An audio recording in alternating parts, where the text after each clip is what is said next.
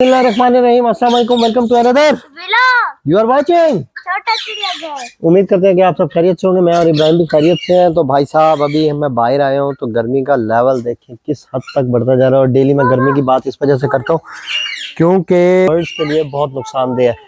तो अब ये चरखे देख लें, वो लाली देख लें किस तरह से हाँफ रहे हैं। और पानी हमने भी नहीं भरा था। अभी थोड़ा ये गर्म पानी निकल जाए उसके बाद इनके लिए हम ठंडे पानी का इंतजाम करके रखते हैं और छाँव में ही रखते हैं। वो देखें लाली देखें किस तरह से हाँफ रही है, यानी कि पानी ना उधर होगा ना इधर है, या उस थल्ले के नीचे भी पानी नहीं है। उधर तो खैर डब्बे शब्बे रखे हैं, इस वजह से हमने उधर नहीं रखा। इधर जो है हम अभी रख देते हैं पानी। ये देखें जी पानी मारा है और पानी भर के रखा है कटोरों में और परिंदे आना भी शुरू हो गए। ये वो चिड़िया आई बैठी है सामने। तो इस्माइल साहब कह रहे हैं कि जी ये जो लव बर्ड है ना ये मैं ले रहा हूँ, इस्माइल खुद ले रहा है। और इसका नाम इस्माइल क्या रख रहा है? रोमन इसका नाम रख रहा है। और कह रहे हैं इसके विंग्स जो है ना साइडों से मुझे कट कर दें ताकि मैं इसको हैंड ट्रेन कर सकूँ। तो आपने इसके पर काटने कैसे? पहले तो इस लव बर्ड को यहाँ से यूँ पकड़ करना, ये इसके विंग्स को आपने यूँ खोल लेना है। और खोलने के बाद बहुत ही एहतियात से इसके क्योंकि कच्चे पर होते हैं तो आपने ये साइडें इसकी काटनी है।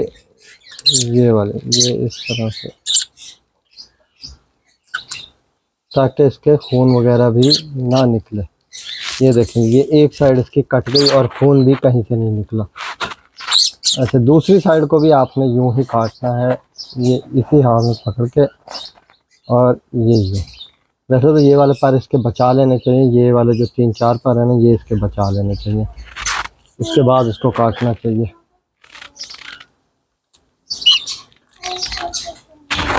रोमन के पर हमने काट दिए हैं और ये जा रहा है अब इस्माइल के हाथ पे, पता नहीं फिंगर पे जाता है या नहीं जाता है। इसकी फिंगर पे खींच ले। हाँ जी चलो, ये चला गया जी इस्माइल साहब के फिंगर पे और अब इस्माइल इसको खुद खिलाए पिलाएगा।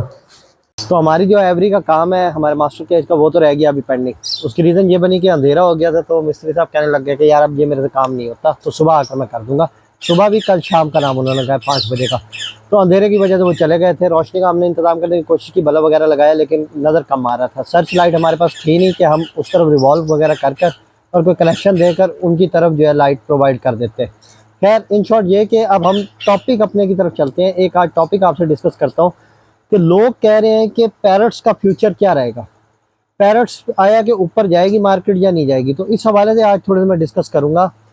एक तो आपने ये बात ज़हन में रखनी है कि जो पैरट्स है ना वो गर्मियों के अंदर हमेशा मार्केट क्रैश हो जाती होती है। जैसे ही गर्मियाँ शुरू होती हैं इसमें कोई शक नहीं है कि मार्केट ऐसे ज़बरदस्त किस्म की क्रैश होती है कि जो पेयर आपका 60,000, 50,000, 70,000 तक का होता है वो कम से कम भी 10 से 15,000, 20,000 तोड़ देता है। जैसे अब रा का पेयर था 70,000 का तो वो 60 पे आ जाता है या 55 पे आ जाता होता है गर्मियों में। लेकिन क्योंकि अब ओवरऑल रा के ऊपर जिस टाइम से ये रेट्स होने लगी है वाइल्ड लाइफ की, उसके बाद उसका रेट जो है बहुत ज़्यादा रिड्यूस हो गया, यानी कि 30 से 35,000 रुपये ब्रीडर पेयर का चल रहा है इस टाइम पर। और जितने दूसरे वाइल्ड बर्ड्स हैं पड़े उनका भी रेट क्रैश हो चुका है, मार्केट उनकी मुकम्मल तौर पे क्रैश हो चुकी है। येलो रिंग नेक हो गया, म्यूटेशन जो जैसे हो गई, वाइट रिंग नेक हो गया, ब्लू हो गया, वायलेट हो गए, इस तरह के इनके क्या रहेगी रेशो।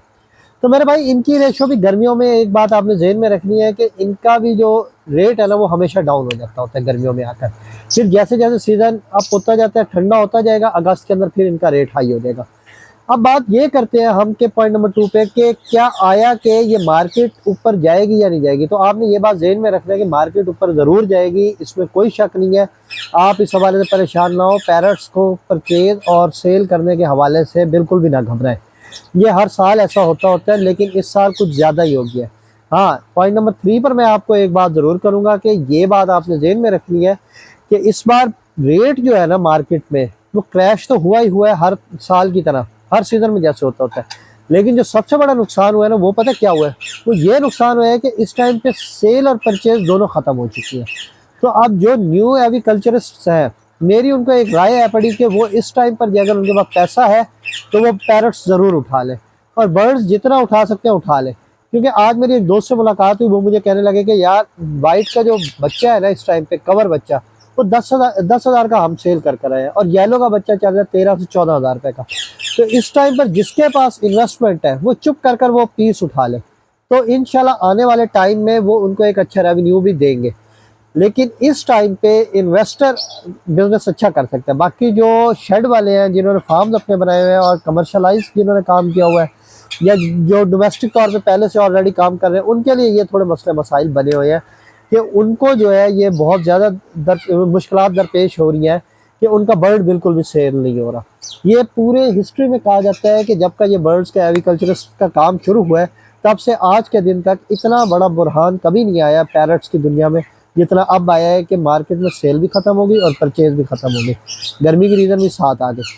तो मेरे भाई आप परेशान ना हो, इंशाल्लाह जो बिज़नेस डाउन पे जाता है उसने अप पे भी जाना है। ओवरऑल बिजनेस की अगर बात की जाए तो इसमें कोई शक नहीं है कि ओवरऑल पूरे वर्ल्ड में जो अगर देखा जाए बिज़नेस क्रैश हो चुके हैं।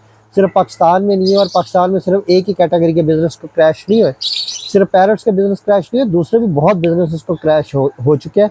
तो आप इस हवाले से बिल्कुल परेशान ना हो। उम्मीद करता हूँ कि आज की वीडियो आपको पसंद आई होगी। अगर पसंद आई है तो लाइक करें, सब्सक्राइब करें, शेयर करें। फिर मिलेंगे कल एक नेक्स्ट वीडियो के साथ। Thank you very much. Allah हाफिज़।